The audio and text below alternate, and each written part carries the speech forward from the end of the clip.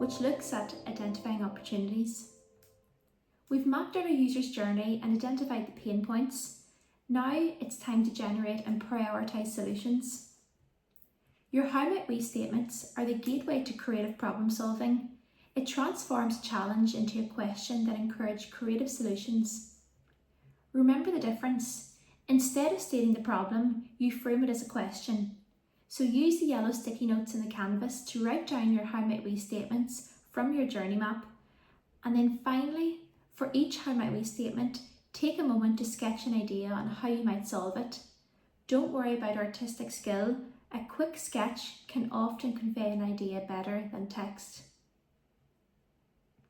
Once you have a strong idea generated, you can take one of those ideas from your sticky notes and prioritise it using the Moscow technique.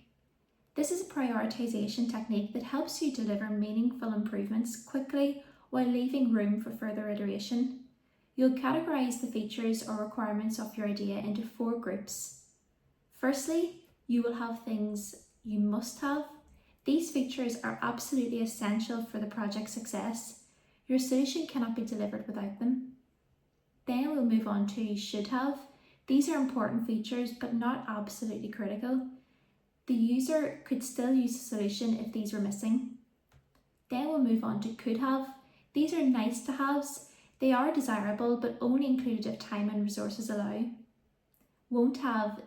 So these features are explicitly out of the scope for now for this current iteration.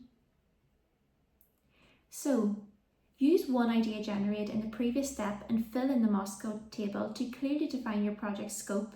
This prevents scope creep and ensures you build the most important features first. Brilliant, excellent work. You've identified a user, mapped their pain points and prioritised a solution. We have ideation worksheets available via our website, which will enable you to elaborate and develop your product or service further. Thanks so much for tuning in to the Spark series, and if you have any questions at all, feel free to reach out.